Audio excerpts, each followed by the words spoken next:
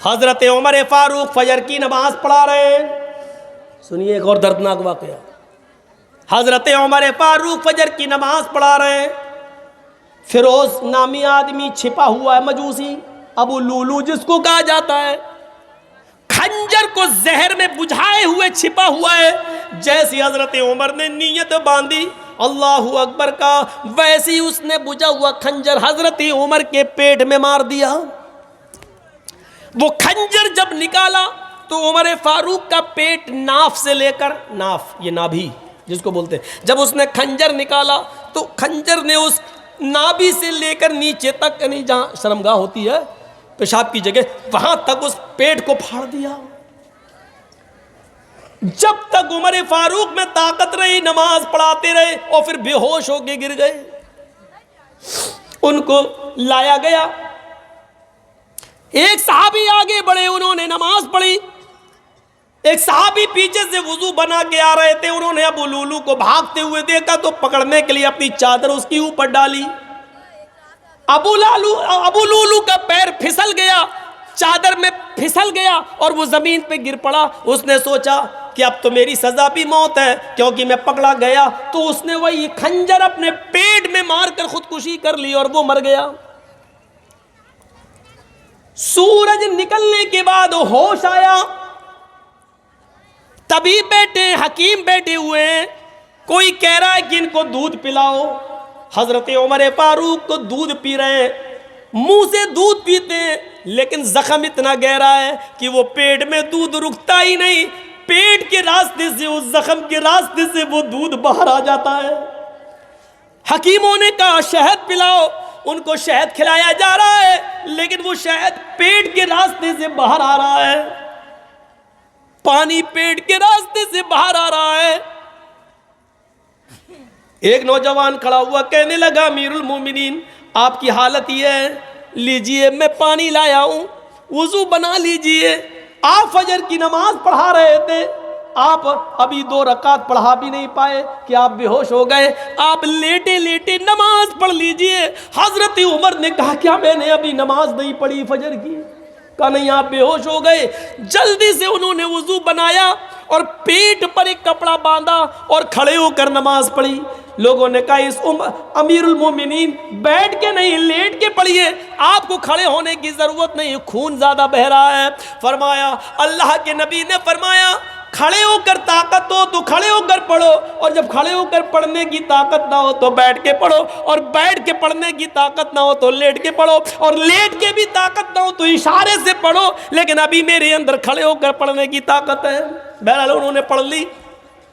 کھڑے ہو کر نماز ادا کرنے کے بعد جب بستر پر لیٹے تو ایک نے پوچھا امیر المومنین آپ نے تو اس حال میں نماز ادا کر لی، آپ نے تو اس حال میں نماز پڑھ لی، لیکن آپ کے بعد اگر کسی اور مسلمان کا پیٹ پھٹ جائے، کھانا پانی دودھ شہد سب پیٹ سے نکلنے لگے اور وہ بستر پر لیٹا ہوا ہو اور وہ اس حال میں نماز چھوڑ دے تو اس کا کیا حکم ہے؟ اس حال میں اگر چھوڑ دے تو اس کا کیا حکم ہے؟ حضرت عمر نے کہا اس حال میں بھی پڑھنا پڑے گی اگر اس کو ہوش ہے تو. پوچھنے والے نے کیا پوچھا؟ موطا پڑھی ہے امام مالک کی. پوچھنے والے نے پوچھا امیر المومنین میں نے یہ نہیں پوچھا کہ پڑھنا پڑے گی یا نہیں، میں نے یہ پوچھا اگر اس حال میں اتنی بیماری میں اس مرض میں اس کا پیٹ پھٹ گیا ہو اور کھانا پانی دودھ شہد سب پیٹ سے نکلنے لگا ہو، اس حال میں اگر نماز چھوڑ دے تو کیا حکم ہے؟ حضرت عمر کا جواب سنو جو امام مالک کی حدیث موطا کے اندر نقل کیا امام مالک نے. حضرت عمر نے فتویٰ دیا اس حال میں بھی پڑھنا پڑے گی اگر اس کو ہوش ہے، پیٹ پھٹ گیا، کھانا پانی دودھ دوا شہد دہی سب پیڑ سے نکل رہا ہو لیکن اس کو ہوش ہو، تب اس کو نماز ادا کرنا پڑے گی. اگر اس نے اس حال میں بھی ہوش میں آنے کے بعد بھی اگر نماز اس حال میں نہیں پڑھی تو لا حظ فی الاسلام لمن ترک الصلاۃ، تو اس آدمی کا عمر کی نظر میں اسلام کے اندر کوئی حصہ نہیں ہے، وہ آدمی مسلمان ہی نہیں ہے جو اس حال میں نماز چھوڑ دے. اسلام کے اندر اس کا کوئی حصہ نہیں ہے. اس حال میں اگر نماز چھوڑ دے تو نماز اسلام کے اندر حصہ نہیں ہے. صحت و تندرستی، ہٹے کھٹے موٹے تازہ ہونے کے بعد اس حال میں نماز چھوڑ دو تو ہم کتنے مسلمان ہیں؟ ہم کسی کو کافر کہنے کا حق تو نہیں رکھتے میرے بھائیوں، لیکن سوچو تو اپنے گریبانوں میں جھانک کر کہ ہم کتنے پرسنٹ مسلمان ہیں۔ نماز کے اوپر کچھ زیادہ ہی ہو گیا، لیکن ہونا بھی چاہیے کیونکہ نماز تو اسلام کی بنیاد ہے۔ لا تترکن صلاۃ مکتوبۃ متعمدا فإن من ترک صلاۃ مکتوبۃ متعمدا فقد بریت منہ ذمۃ اللہ۔ چوتھی چیز پر آئیے جس پر مجھے تھوڑا سا آپ کا ٹائم لینا ہے، ولا تشربن خمرا فإنہ رأس کل فاحشۃ۔ شراب کو ہاتھ نہ لگانا کبھی بھی، اس لیے کہ وہ ہر برائی کی جڑ ہے۔ ساری برائیوں کی جڑ کیا ہے؟ شراب۔ شراب کے بارے میں ایک حکم نازل ہوتا ہے، سنیے، جب شراب حرام نہیں ہوئی تھی تو مکے کے اندر یہ حکم نازل ہوتا ہے، کیا؟ وَمِن ثَمَرَاتِ النَّخِيلِ وَالْأَعْنَابِ تَتَّخِذُونَ مِنْهُ سَكَرًا وَرِزْقًا حَسَنًا۔ لوگوں، کھجور اور انگور میں سے کچھ پھل ایسے، کھجور اور انگور جیسے، جن سے تم نشہ بناتے ہو، تتخذون منہ سکرن، جن سے تم نشہ بناتے ہو، ورزقا حسنا، اور پاکیزہ اور خوبصورت رزق بھی حاصل کرتے ہو۔ کھجور اور انگور ایسے کھاؤ تو پاکیزہ، اور نچوڑ کر اگر وہ بنا لو اس کی شراب تو نشہ، لیکن ابھی حرام نہیں ہوا، صرف اللہ تعالیٰ نے اتنا کہا۔ جب آپ مکے سے مدینہ آئے تو کچھ لوگوں نے شراب کے بارے میں سوال کیا، جوئے کے بارے میں سوال کیا۔ آیت نازل ہوتی ہے یسألونک عن الخمر والمیسر، اے محمد صلی اللہ علیہ وسلم، کچھ لوگ ایسے ہیں جو آپ سے جوئے اور شراب کے بارے میں پوچھتے ہیں۔ قل فیہما اسم کبیر، تو آپ فرما دیجئے کہ یہ بہت بڑا گناہ ہے، ومنافع للناس، لیکن لوگوں کے لیے اس میں کچھ نفع بھی ہے، کچھ فائدہ بھی ہے۔ شراب میں کچھ فائدہ بھی ہے۔ فائدہ کیا ہے معلوم ہے؟ اس زمانے میں لوگ شراب کیا پیتے تھے؟ ہماری طرح نہیں پیتے تھے، اس زمانے میں شراب اس لیے پیتے تھے، یار ایسے غریبوں میں مال لٹائیں گے تو اچھا نہیں لگے گا، غریبوں کو ایسے دیں گے تو اچھا نہیں لگے گا، تو شراب پی لیتے تھے۔ اب کوئی آ رہا اللہ کے نام پہ دے دو، ادھر آ، لے جا۔ شراب کے نشے میں وہ خوب دیا کرتے تھے، تو اللہ نے اسی طرف اشارہ کیا، اسم کبیر، گناہ تو بہت بڑا ہے، ومنافع للناس، لیکن کچھ منافع، کچھ اچھائیاں بھی ہیں، لیکن اسمہا اکبر من نفعہما، ان دونوں کا گناہ ان کے نفع سے بڑھ کر ہے۔ گناہ زیادہ ہے، نفع کم ہے، اور جس کے اندر نفع کم ہو، نقصان زیادہ ہو، اس چیز کو چھوڑ دینا چاہیے، چھوڑ دینا چاہیے۔ پھر ایک دور تھا، ایک انصاری نوجوان نے حضرت علی کی اور عبد الرحمن ابن عوف کی دعوت کی۔ تھوڑا سا ادھر سنیے، ہمیں کچھ ہلچل لگتی ہے آپ کی، اب آپ سنیے۔ ایک انصاری نوجوان نے مدینے میں حضرت علی کی اور عبد الرحمن ابن عوف کی دعوت کی، کھانا کھلایا، مغرب سے پہلے ہی دور چلا، کھانا کھا لیا سب نے، اور کھانا کھانے کے بعد شراب کا دور چلا۔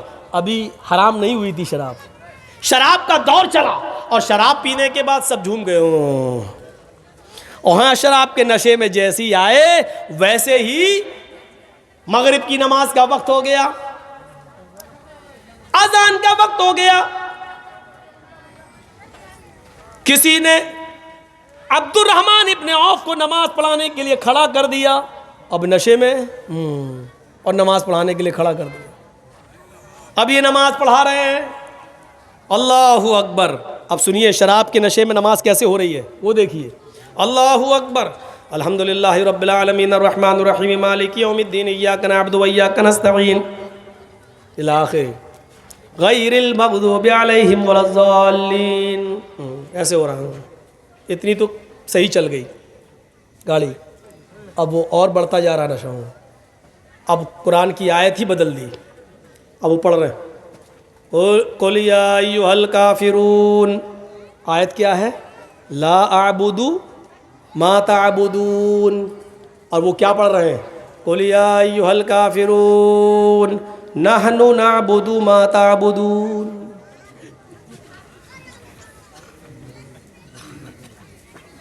ہے کیا؟ قل یا ایھا الکافرون، اے نبی کہہ دو اے کافرو، لا اعبد ما تعبدون، میں ان کی عبادت نہیں کرتا جن کی تم کرتے ہو. میں ان جھوٹے خداؤں کی عبادت نہیں کرتا جن کی تم کرتے ہو. اور یہ کیا پڑھ رہے ہیں؟ لا اعبد ما تعبدون، میں بھی ان کی عبادت کرتا ہوں جن کی تم کرتے ہو. بلکہ نحنو کہہ رہے ہیں، نحن نعبد ما تعبدون، ہم بھی ان کی عبادت کرتے جن کی تم کرتے ہو. معنی ہی بدل گیا. جس کام کو مٹانے کے لیے اللہ کے رسول آئے وہی ہونے لگا. تو اس وقت اللہ تعالیٰ نے قرآن کے اندر یہ آیت نازل فرمائی، یا ایھا الذین آمنوا لا تقربوا الصلاۃ وانتم سکارى حتی تعلموا ما، جو تم بولتے ہو جب تک تم اس کو جان نہ لو کہ کیا بول رہے ہو اس وقت تک تم نماز کے قریب نہ جاؤ. آئے مسلمانوں، اے ایمان والو، لا تقربوا الصلاۃ، لا تقربوا الصلاۃ، تم نماز کے قریب مت جاؤ، وانتم سکارى، جب تم نشے میں ہو، حتی تعلموا ما تقولون، جب تک کہ جو تمہارے منہ سے نکل رہا ہے اس کو تم سمجھنے نہ لگو کہ ہم کیا بول رہے ہیں، ہمارے منہ سے کیا نکل رہا ہے. جب تک اس کا علم تمہیں نہ ہو جائے تب تک تم نماز کے قریب مت جاؤ. منع کر دیا، نشے میں ہو تو نماز کے قریب نہیں. لیکن حرام ادھر بھی نہیں ہوئی، حرام ابھی بھی نہیں ہوئی، صرف ایک باؤنڈیشن لگا دی، جب نشے میں ہو تو نماز کے قریب نہ جاؤ. لیکن ایک مرتبہ انصار و مہاجرین کی محفل سجی، مکے کے مہاجر اور مدینے کے انصار دونوں کی ایک محفل سجی، اور محفل سجنے کے بعد کھان پان ہوا اور دونوں میں شراب کا دور چلا. انصاریوں نے بھی شراب پی اور مکے کے مہاجروں نے بھی شراب پی. اب شراب پینے کے بعد جب نشے میں آ گئے جب سب نشے میں آ گئے تو انصاری مہاجروں کو گالی دینے لگے اور مہاجر انصاریوں کو. مہاجر کہنے لگے، اے دیکھو یہ انصاری ہے، ہم تم سے افضل ہیں، ہم قریشی ہیں، اللہ کے رسول ہمارے اندر پیدا ہوئے ہیں، ہم سب سے اونچے خاندان کے ہیں، ہم سید ہیں، ہم ہاشمی ہیں. ادھر انصاری بھی شراب کے نشے میں دھتے، وہ کہنے لگے، اے بھوکے تھے، ننگے تھے، پھٹیچر تھے، کچھ نہیں تھا تمہارے پاس، مکے میں خالی ہاتھ آئے تھے، ہم نے تمہیں رہنے کو جگہ دی ہے. تم بھوکے تھے، کھانا ہم نے دیا ہے، تم پیاسے تھے، پانی ہم نے دیا ہے، تم ننگے تھے، کپڑا ہم نے دیا ہے، اپنی بیٹیوں کی شادی ہم نے تمہارے ساتھ کیا ہے، تم فقیر تھے، پھٹیچر، ہم تم سے افضل. اوفو. جب یہ باتیں اڑنے لگیں انصاری مہاجروں پر اور مہاجر انصاریوں پر، ایک دوسرے پر، سب سے بڑا ہم تم سے اونچے، ہم تم سے اونچے. اللہ کے رسول تو اسی چیز کو مٹانے آئے تھے کہ کوئی کسی بڑا نہیں، کوئی چھوٹا نہیں ہے، اس کو مٹانے آئے. اور یہ کیا ہو رہا ہے؟ جب یہ چیز انصار و مہاجرین کے درمیان ہوئی تو حتمی طور پر یہ آیت نازل ہوئی اور قرآن نے شراب کی حرمت کا اعلان کر دیا. انما الخمر والمیسر والانصاب والازلام رجس من عمل الشیطان فاجتنبوه لعلکم تفلحون. لوگو، آج شراب اور جوا، والانصاب بتوں کے نام پر چڑھاوے، والازلام اور پانسے، رجس من عمل الشیطان، یہ سب شیطان کے عمل ہیں، شیطانی کام ہے. فاجتنبوہ، آج کے بعد اس کو چھوڑ دو، اس سے بچو. لعلکم تفلحون، اگر تم کامیاب ہونا چاہتے ہو. آج بالکل شراب کی حرمت کا اعلان کر دیا. اتنے دور سے گزرنے کے بعد شراب کی حرمت کا اعلان کر دیا گیا. اس کو تمام برائیوں کی جڑ کہا ہے، تمام برائیوں کی جڑ. میرے پیارے ساتھیوں، ان کی سزا کے بارے میں اگر آپ غور کریں اور زمانے ماضی کے اگر واقعات کو پڑھیں تو ہمیں پتہ چلے گا. حضرت قدامہ کا واقعہ آپ کو یاد ہوگا. صحابی ہے، حضرت قدامہ نے بیماری کی حالت میں، سخت بیمار تھے اور بیماری کی حالت میں شراب پی لی، چلو نیند آ جائے گی، برداشت نہیں ہو رہا تھا ان پر، تکلیف برداشت نہیں ہو رہی تھی۔ اور سنیے، یہ واقعہ جھنجھوڑ دے گا شراب پینے والوں کو اگر ان کے اندر کچھ غیرت ہوگی تو۔ حضرت قدامہ نے، قدامہ ابن مظعون تکلیف سے کرا رہے ہیں، شدت، طبیعت خراب ہے کچھ زیادہ، کبھی کبھی ہوتا نا بہت زیادہ طبیعت خراب ہے تو لوگ نیند کی گولی دے دو بھائی، سو رہے بہت درد برداشت نہیں کر رہے ہیں تو نیند کی گولی کھا لی، ہوتا ہے، ڈاکٹر بھی لکھ دیتا ہے۔ یہی کیا حضرت قدامہ نے، سخت طبیعت خراب، اور انہوں نے طبیعت خراب ہونے کی وجہ سے انہوں نے تھوڑی سی شراب پی لی کہ نیند آ جائے گی، تھوڑا سکون مل جائے گا۔ جیسے ہی انہوں نے شراب پی اور سو گئے، حضرت ابو ہریرہ رضی اللہ تعالیٰ عنہ نے اور کچھ بڑے بڑے صحابہ نے یہ رپورٹ کر دی حضرت عمر کو۔ امیر المومنین سخت بیماری کی وجہ سے، تکلیف برداشت نہ کرنے کی وجہ سے حضرت قدامہ نے شراب پی لی۔ صبح ہوتے ہی حضرت عمر فاروق نے حضرت قدامہ کو بلوایا اور کہا تمہارے بارے میں مجھے پختہ رپورٹ ملی ہے۔ سنیے، بیماری میں پی پھر بھی حضرت عمر کا اصول دیکھیے، تمہارے بارے میں ہمیں پختہ رپورٹ ملی ہے کہ تم نے کل شراب پی لی تھی۔ حضرت قدامہ کہتے ہیں ہاں امیر المومنین، بہت زیادہ طبیعت خراب تھی، برداشت نہیں ہو رہا تھا، اس لیے سکون حاصل کرنے کے لیے میں نے تھوڑی سی شراب پی لی۔ حضرت عمر کہتے ہیں شراب پینے والے کی سزا یہ ہے کہ اس کو 40 کوڑے مارے جائیں گے، 40 کوڑے کھانے کے لیے تیار رہو۔ حضرت ابو ہریرہ اور دوسرے بڑے بڑے صحابہ کہنے لگے امیر المومنین، میں آپ کو منع نہیں کر رہا ہوں، ان کو سزا دینے کے لیے منع نہیں کر رہا ہوں، شراب پی سزا ملنی چاہیے، لیکن ابھی ان کی طبیعت بہت زیادہ خراب ہے، ابھی یہ بہت زیادہ بیمار ہیں، لہذا سزا کو اتنے دنوں کے لیے مؤخر کر دیجئے، ٹال دیجئے جب تک ان کی طبیعت ٹھیک نہ ہو جائے۔ جب یہ صحت مند ہو جائیں، طبیعت ان کی ٹھیک ہو جائے، تب ان کے جسم پر کوڑے لگا دینا، لیکن ابھی یہ برداشت نہیں کر پائیں گے۔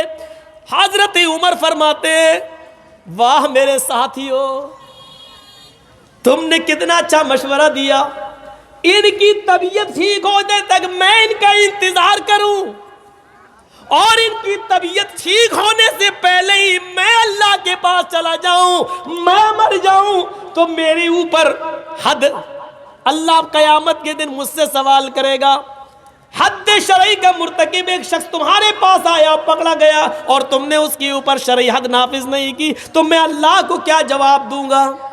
نہیں، میں ان کو ابھی اور اسی وقت سزا دوں گا، ان کی بیماری میں ہی میں سزا دوں گا، میں سزا کو ٹال نہیں سکتا۔ پھر حضرت عمر فاروق نے ایک آدمی بلایا اور کہا کہ ان کو کوڑے لگاؤ، ایک مضبوط کوڑا منگایا گیا، اور بیماری کی حالت میں حضرت قدامہ ابن مظعون کو، ان کی بیماری کی حالت میں ان کو کوڑے مارے گئے، 40 کوڑے۔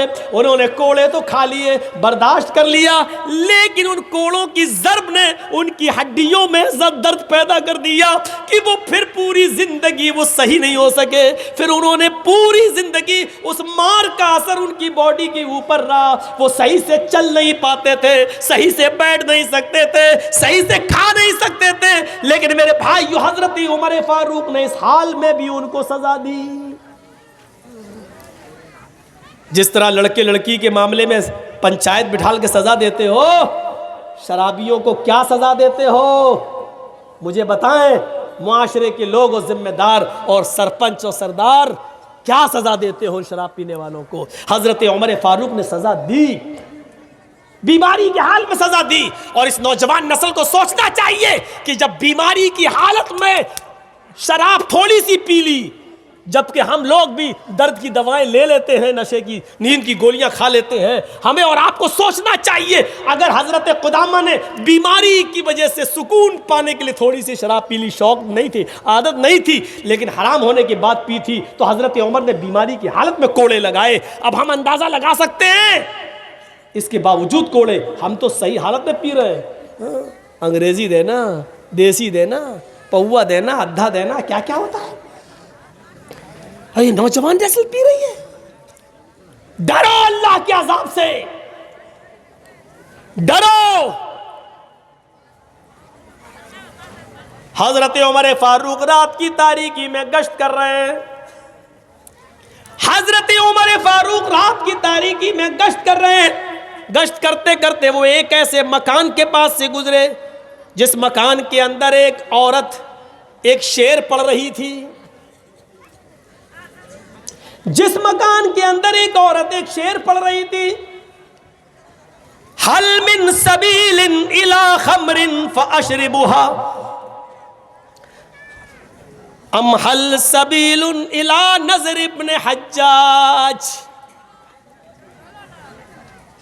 کیا شعر پڑھ رہی تھی؟ حضرت عمر کے کانوں میں اس گھر سے عورت کی آنے والی آواز ٹکرائی. حضرت عمر فاروق رات میں اس عورت کے گھر کے اندر اس لیے نہیں گئے یہ اکیلی ہے، کہیں چیخ چلا کر میرے اوپر غلط الزام نہ لگا دے، اس لیے مکان کا نمبر نوٹ کر لیا. اور صبح ہوتے ہی اپنے قاصد کے ذریعے اس عورت کو بلوایا کہ ادھر آ. وہ عورت آئی. اے عورت، ہاں میری ماں بہنیں سنیں ذرا، اے عورت ادھر آ. کل تو یہ شعر پڑھ رہی تھی، حل من سبیل الی خمر فاشربها. کیا کوئی راستہ ہے شراب میخانے تک جانے کا؟ کیا کوئی راستہ ہے شراب کا کہ میں وہاں تک پہنچ جاؤں؟ فاشربها، اور شراب تھوڑی سی پی لوں. ام حل سبیل الی نظر ابن حجاج، یا کوئی جگہ ہے یا کوئی راستہ ہے جو مجھے نظر ابن حجاج کے پاس لے جائے. اے عورت، یہ شراب کی طلب کیسی تھی رات میں؟ شراب کیوں مانگ رہی تھی تو؟ ایسے ہی. اور یہ نظر ابن حجاج کون ہے جس کے عشق میں تو پاگل ہے؟ کون ہے نظر ابن حجاج جو کل تو رات میں کہہ رہی تھی ام حل سبیل الی نظر ابن حجاج، یا ایسا کوئی راستہ ہو جو نظر ابن حجاج تک جاتا ہو اور مجھے نظر ابن حجاج سے ملوا دے. یہ نظر ابن حجاج کون ہے؟ نہیں نہیں کوئی نہیں ہے، وہ تو میں ایسے ہی ایسے. جب ڈانٹ پڑی اور ڈنڈا اٹھایا کوڑا تو کہنے لگی کہ ہاں ایک لڑکا ہے نظر ابن حجاج، فلاں فلاں بستی میں رہتا ہے. کہا اس کو بلاؤ. ایک قاصد کے ذریعے اس کو بلایا گیا. اس کو جانتے ہو؟ کہا نہیں. نظر ابن حجاج نے کہا میں نہیں جانتا. تو حضرت عمر فاروق نے بہت غور کیا، یہ لڑکا تو اس کو جانتا نہیں ہے، اس عورت کو، اور عورت اس کا نام لے رہی ہے. کہا تم اسی مدینے میں رہتے ہو؟ کہاں. تو حضرت عمر فاروق نے بہت غور کیا تو پتہ یہ چلا کہ وہ اس لیے عاشق تھی عورت کیونکہ وہ بہت زیادہ خوبصورت تھے، اور اس نظر ابن حجاج کے آگے کے جو بال تھے پیشانی کے یہاں، وہ بہت آگے، جس کو بولتے ہپی کٹ بال. یہ بہت سے لوگ نا ادھر تک بال رکھتے ہیں نا، ایسے کبھی کبھی ایسے کرتے رہتے ہیں. یہ آگے کے بال بڑے خطرناک ہوتے ہیں.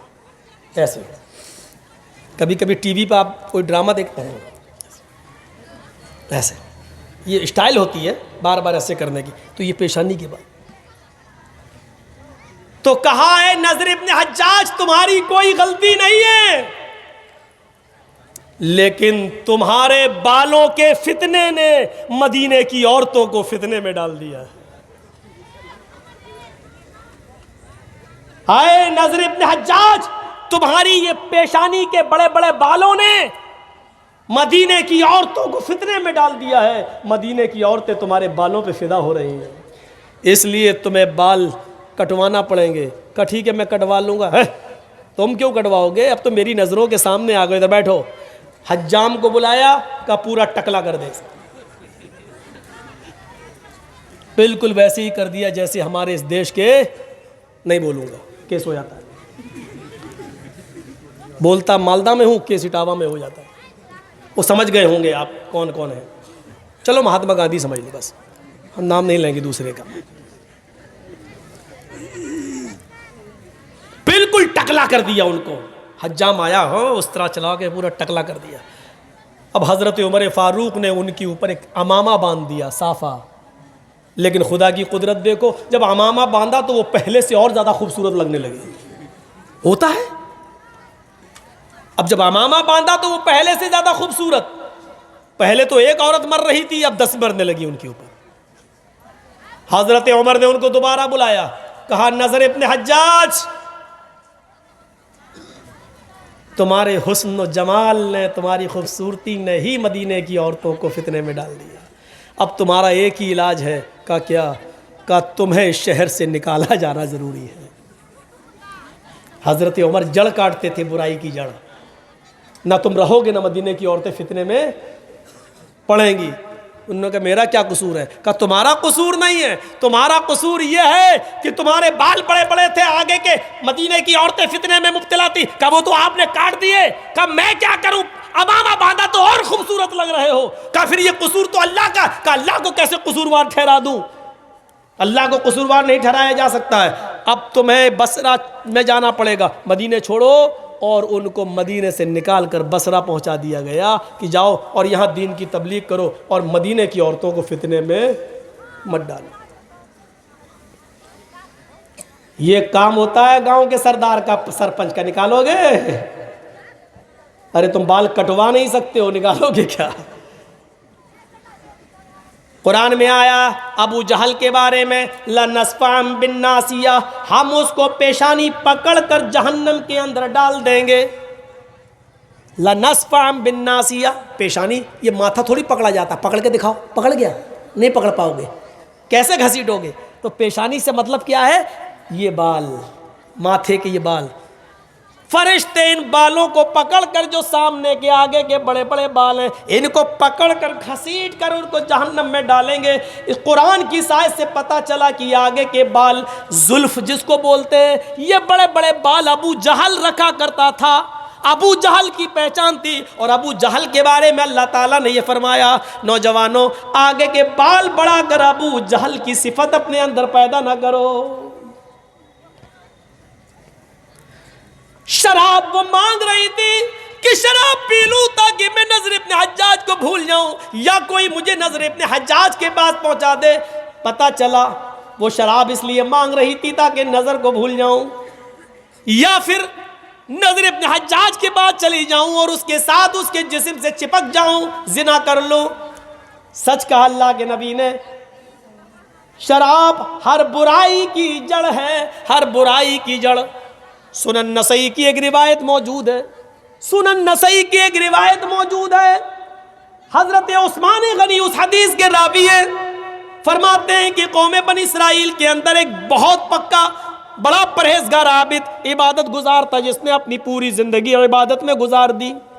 اس علاقے کے اندر, اس بستی کے اندر ایک بدکار عورت رہا کرتی تھی جس کا شوہر مر گیا, بیوہ تھی, اور وہ نوجوان لوگوں کو تلاش کیا کرتی تھی. اس کی نظر اس عابد پر پڑ گئی, اس عبادت گزار پر پڑ گئی. اس نے اپنے گھر کے نوکر چاکروں کو یا کسی خادمہ سے کہا کہ فلاں فلاں عورت تمہیں بلا رہی ہے اور ایک معاملے میں تمہیں گواہی دینا پڑے گی. اس بیچارے نیک آدمی نے, سنن نسائی حدیث کے الفاظ ہے, اس بیچارے عابد نے سوچا کہ یہ گواہی کا معاملہ ہے تو مجھے سچی سچی گواہی دے دینا چاہیے. وہ چلا گیا. اس عورت نے دروازے کے اندر اس کو بلایا کہ ادھر آؤ. جیسے اس نے دروازہ کھولا, پہلا دروازہ بند ہو گیا, دوسرا دروازہ دکھ رہا ہے. اندر سے آواز آتی ہے, محترم اور اندر آئیے. اس نے دوسرا دروازہ کھولا. جیسے ہی دوسرا دروازہ کھولا اور اس کے اندر داخل ہوا تو اس کو تیسرا دروازہ دکھائی دیا, یعنی تیسرے کمرے کا دروازہ.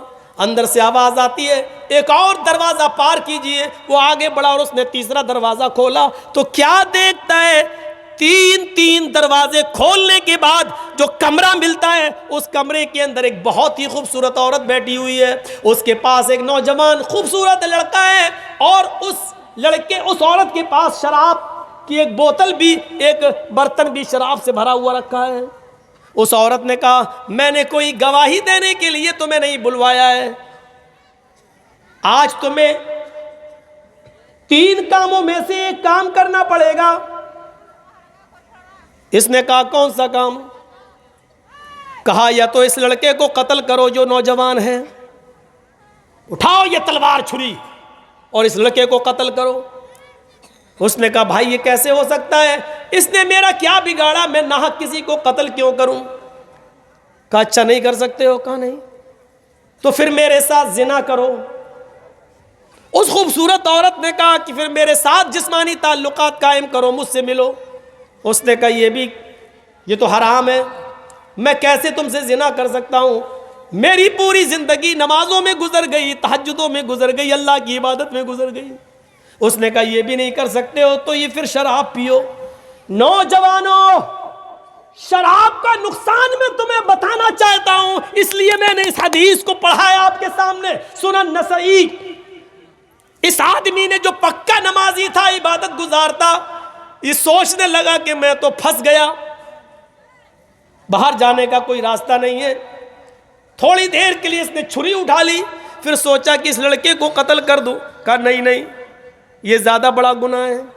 پھر اس نے سوچا قتل کے بعد سب سے بڑا گناہ تو زنا ہے، یہ بھی بڑا گناہ ہے، لیکن آج میں پھنس ہی گیا ہوں تو اپنی جان بچائی جائے، اس لیے چھوٹا گناہ کر لیتا ہوں، شراب پی لیتا ہوں۔ شراب پینے میں پھر کیا حرج ہے؟ اپنی جان بچانے کے لیے کم سے کم اس لڑکے کے قتل کا گناہ گار تو نہیں ہوں گا اور اس عورت سے زنا تو نہیں کروں گا۔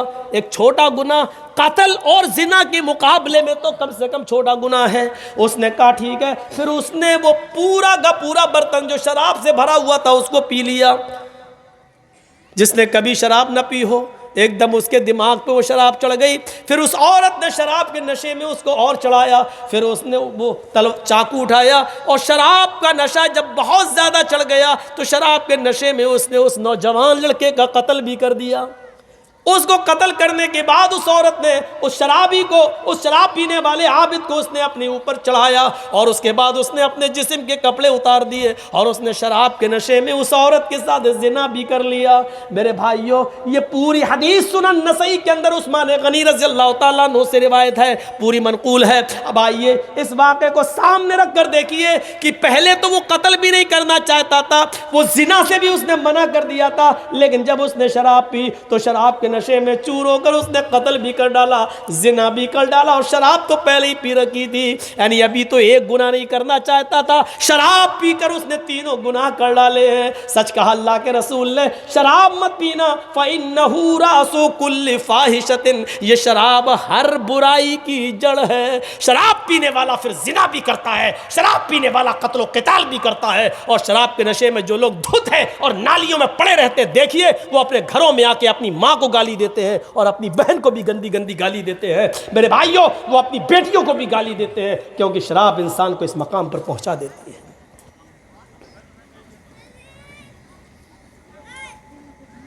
کہاں ہیں ہم اپنے معاشرے پر، اپنی سوسائٹی پر نظر ڈالیں کہ آج ہماری شراب نے ہم کو کہاں پہنچا دیا۔ ایک حدیث پر غور کیجئے، اللہ کے نبی فرماتے ہیں بنی اسرائیل میں 72 فرقے ہوئے تھے، میری امت میں 73 فرقے ہوں گے۔ اور نوجوانوں اس حدیث کو ضرور سن لیجئے، بنی اسرائیل میں 72 فرقے تھے، میری امت میں 73 ہوں گے۔ تفترق امتی علی 73 ملہ، میری امت 73 فرقوں میں بڑھ جائے گی۔ حسب النعل بالنعل، جیسے پیروں میں جوتے پہنے جاتے ہیں وہ برابر ہوتے ہیں، کوئی چھوٹا بڑا نہیں، جیسے کوئی چھوٹا بڑا نہیں ہوتا، ایسے ہی میری امت میں بنی اسرائیل میں کوئی فرق نہیں ہوگا، جو بنی اسرائیل نے کیا ہوگا وہ میری امت بھی کرے گی۔ اس کے بعد اللہ کے نبی نے فرمایا حتی ان کان منہم من اتی علی امی علانیۃ لکان فی امتی من یصنع ذلک، اگر بنی اسرائیل میں کسی نے اپنی ماں کے ساتھ کسی چوراہے پر منہ کالا کیا ہوگا، نوجوانوں سنو، اگر بنی اسرائیل میں، یہود و نصارہ میں کسی نے اپنی ماں کے ساتھ اعلانیہ سب کے سامنے چوراہے پر زنا کیا ہوگا، اپنی ماں کے ساتھ منہ کالا کیا ہوگا، تو میری امت میں بھی ایسے لوگ پیدا ہوں گے حتی ان کان منہم من اتی علی امہ لکان علانیتن لکان فی امتی من یصنع ذلک. تو میری امت میں بھی ایسا زمانہ آ جائے گا قیامت سے پہلے کہ تم دیکھو گے کہ میری امت کے لوگ بھی یعنی مسلمان بھی اپنی ماں کے ساتھ علانیہ زنا کریں گے, چوراہے پر زنا کریں گے, اپنی ماں کے ساتھ منہ کالا کریں گے, اور جب تک ایسا نہیں کریں گے قیامت نہیں آئے گی. ایک بیٹا اپنے ہاتھ سے اپنے ماں کے گریبان کو چاک کرے گا, ایک بھائی اپنے ہی ہاتھوں سے اپنی بہن کے دامن کو چاک کرے گا, ایک بیٹا اپنے ہاتھ سے اپنے ماں کی عزت کو لوٹے گا, ایک بھائی اپنے ہاتھ سے اپنی بہن کی عزت و آبرو کو لوٹے گا. جانتے ہو اس نوجوان کو اس کی ماں کے ساتھ کھیلنے پر اور اس کی بہن کی عزت کو تار تار کرنے پر کون سی چیز ذمہ دار ہوگی؟ اس کی ذمہ دار ہوگی یہ شراب جس کو ہم اور آپ دل دادا بنے ہوئے ہیں اور جس کو پی رہے ہیں, کیونکہ شراب بھی ایک ایسی چیز ہے جو عقل پر پردے ڈال دیتی ہے, عقل کو چھپا دیتی ہے, اور جب عقل چھپ جاتی ہے تو ہمیں نظر نہیں آتا کہ یہ میری ماں ہے, یہ میری بہن ہے. یہ شراب کے نشے میں دھت ہو کر ایک لڑکا اپنی ماں کے ساتھ کھیلے گا, ایک بھائی اپنی بہن کے ساتھ کھیلے گا, اور یہ یہاں تک پہنچانے والا اور اس دروازے تک پہنچانے والی اگر کوئی چیز ہوگی تو وہ ہوگی شراب. معاشرے میں جہاں شراب نوشی بہت زیادہ ہے, میری ماں اور میری بہنوں, معاشرے کے اندر بے پردگی نے بھی ایک غلط ماحول خراب کر دیا ہے. آج کل جلسے بھی اس سے محفوظ نہ رہے. جلسے ہوتے ہیں تو میلہ لگتا ہے, اور میلہ لگتا ہے تو نوجوان لڑکے اور لڑکیاں اس میلے میں جاتے ہیں, ان کی لپسٹک بھی ہوتی ہے, پردہ تو بنگال میں دکھائی نہیں دیتا ہے. میرے بھائیوں, جہاں تالاب کے اندر ایک طرف لڑکے اور دوسری طرف لڑکیاں نہاتی ہوئی نظر آتی ہوں, وہاں سے کون سی امیدیں لگائی جا سکتی ہیں؟ غور کرو میرے پیارے ساتھیوں, جو پردے کے بارے میں کبھی حضرت فاطمہ رضی اللہ تعالیٰ عنہ کو یاد کرو, جب ان کی موت کا انتقال کا وقت آیا تو انہوں نے اپنے شوہر سے کہا, اے علی میری انتقال کا وقت قریب ہے, مجھے نہیں لگتا کہ میں بچوں گی. فرمایا علی نے ایسا کیوں کہہ رہی ہو؟ اے علی میری ایک وصیت ہے, اس کو نوٹ کر لینا. حضرت علی نے کہا تم میری بیوی نہیں, تم میری وائف ہی نہیں, محمد رسول اللہ کی بیٹی ہو, بتاؤ تمہاری کیا وصیت ہے, میں اس کو ضرور پورا کروں گا. کہنے لگی فاطمہ, اے علی جب میرا انتقال ہو جائے, جب میں اس دنیا سے رخصت ہو جاؤں, جب میں اس دنیا سے چلی جاؤں, تو میرے جنازے کو, میری لاش کو کفن سے ڈھانک دینا. سفید رنگ کا کفن جب میری لاش پر چڑھاؤ تو میری لاش کو میری چارپائی پر بٹھا کر جب قبرستان کی طرف لے کر جاؤ تو آئے علی رات کے اندھیرے میں لے جانا, عشاء کی نماز کے بعد مجھے قبر میں دفنانا, دن کے اجالے میں دفن نہ کرنا. میری قبر کو دن میں, میری لاش کو دن میں نہ اتارنا قبر میں. حضرت علی نے کہا اے فاطمہ ٹھیک ہے میں ایسا ہی کروں گا, لیکن رات میں ہی کیوں؟ دن میں اگر تمہارا انتقال جلدی ہو گیا اور جلدی دفن ہونے کی نوبت آ گئی تو تم رات کی وصیت کیوں کر رہی ہو؟ دن میں کیوں نہ دفن کروں, رات میں کیوں دفن کروں؟ تو حضرت فاطمہ کا جواب یہ تھا, میری ماں اس جواب کو سنو, میری بہنوں اس جواب کو سنو, اور میری قوم کی بیٹیوں اس جواب کو سنو, اور اپنے آپ پر ماتم کرو آج جو تم ننگا ناچ ناچ رہی ہو. حضرت فاطمہ نے کہا اے علی میں نہیں چاہتی ہوں کہ میرے مرنے کے بعد مجھے جو کفن پہنایا جائے, میں نہیں چاہتی ہوں کہ میری لاش کو جب چارپائی پہ اٹھا کے جنازہ آگے بڑھایا جائے تو میں نہیں چاہتی ہوں کہ غیر مردوں کی نظر میرے مردہ جسم پر پڑے ہوئے کفن پر بھی پڑے. چہرہ تو دور, میں نہیں چاہتی کہ میرے مردہ جسم پر پڑے ہوئے کفن پر کسی غیر مرد کی نظر پڑے, میں نہیں چاہتی. یہ تھا محمد رسول اللہ کی بیٹی کا پردہ, یہ تھا محمد رسول اللہ کی بیٹی کا حال جو انتقال سے پہلے یہ وصیت کر رہی ہیں. وہ موبائل چلانے والی ہو سوچو, وہ فیس بک چلانے والی ہو سوچو, وہ واٹس ایپ پر الٹی سیدھی اور خوبصورت لڑکیوں کی فوٹو لگا بھڑکا کر نوجوانوں کو اپنے شکل و صورت سے بھڑکانے والیوں سوچو، شاید تمہارے بارے میں اللہ کے نبی نے فرمایا ایسی عورتیں کبھی بھی جنت کے اندر داخل نہ ہوں گی، لا يدخلن الجنہ ولا یجدن ریحها، جنت میں جانا تو دور جنت کی خوشبو بھی نہیں پائیں گی۔ میری بہنوں اپنے آپ کو سنبھالو، میری قوم کی بیٹیوں اپنے آپ کو سنبھالو۔ پورا مہاراشٹر میں آج دیکھ لو کتنی مسلمان لڑکیوں نے کورٹ میں اپلیکیشن دے دی ہے اور وہ غیر مسلم لڑکوں کے ساتھ آج نکاح کرنے کے لیے تیار ہیں۔ کتنی غیر مسلم، کتنی مسلمان لڑکیوں نے غیر مسلموں کے ساتھ نکاح کرنے کے لیے اپلیکیشن دے دی اور کہہ دیا میں چاہتی ہوں کہ میری شادی ان کے ساتھ ہو، میرے باپ اور میرے بھائی مجھے روکنا چاہیں گے لیکن میں بالغ ہوں، میں اسی غیر مسلم کے ساتھ اپنی مرضی سے نکاح کرنے کے لیے تیار ہوں۔ یہ اسی بے پردگی کا حال ہے، یہ اسی کالج اور یونیورسٹی میں لڑکوں کے ساتھ کو ایجوکیشن لینے کا نتیجہ ہے۔ میری بہنوں اپنے آپ کو بچاؤ، میری قوم کی بیٹیوں، بہت بڑی سازش اس سیاسی حکومت اس موجودہ دور کی حکومت میں تمہارے خلاف رچی جا رہی ہے۔ کالجوں میں، اسکولوں میں لڑکوں کو جگہ، مسلم لڑکوں کو پڑھنے کے لیے ویکینسی نہیں دی جا رہی ہے، کہا جا رہا جگہ فل ہو گئی، اور لڑکیوں کو جگہ دی جا رہی ہے اور کہا جا رہا ہے کہ لڑکیوں کے لیے جگہ موجود ہے، لڑکیوں کے لیے اتنا کوٹا موجود ہے۔ وہ جانتے ہیں کہ جب لڑکیاں مسلمانوں کی ہمارے کالج میں اور اسکولوں میں آئیں گی اور ہمارے ہندو اور غیر مسلم لڑکوں کے ساتھ بیٹھ کر جب پڑھیں گی تو ظاہر ہے کہ آگ اور پیٹرول ایک جگہ رہ ہی نہیں سکتا ہے، محبت اور عشق کی آگ لگے گی، اور پھر یہ ہمارے بھائی، ہمارے بیٹے ان لڑکیوں کو اپنی بہو بنا کر لائیں گے اور پھر ان سے غیر مسلم بچے پیدا ہوں گے۔ میری بہنوں ان سازشوں کو ناکام کرو، میری قوم کی بیٹیوں ان کے منصوبوں پر پانی پھیرو، محمد رسول اللہ کی شریعت پر آنچ نہ آنے دو، محمد رسول اللہ کی شریعت کو بچاؤ، آج کے اس دور میں بچاؤ۔ اگر اسلام کے اندر ہاتھ جوڑنا جائز ہوتا تو میری قوم کی بیٹیوں میں تمہارے ہاتھ جوڑ لیتا، اگر اسلام کے اندر بھیک مانگنا جائز ہوتا تو میں اپنا دامن پھیلا کر تم سے بھیک مانگ لیتا۔ میری قوم کی بیٹیوں میرے دامن میں اتنی بھیک ڈال دو کہ تم اپنے آپ کو پردے میں رکھو، اپنے آپ کو فیس بک اور واٹس ایپ اور میسنجر سے بچا لو اور اسلام کی خدمت کرو، حضرت فاطمہ جیسا پردہ کرو، اور اتنا نہ کرو تو کم سے کم موجودہ معاشرے میں ایسا تو کرو کہ تمہارے ماں باپ کی اور بھائیوں کی عزت ان کی چھلی چھلی نہ ہو، ان کو شرمندگی محسوس نہ ہو، معاشرے کو شرمندگی محسوس نہ ہو، اتنا تو کم سے کم کریے۔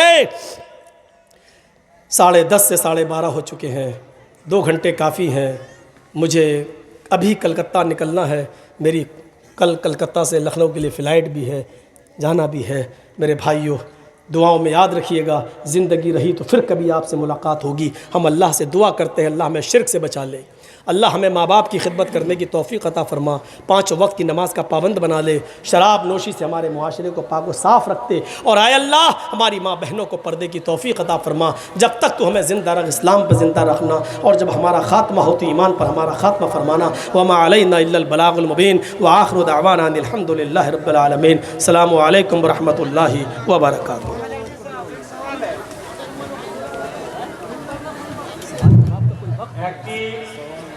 আপনাদের কাছে আবেদন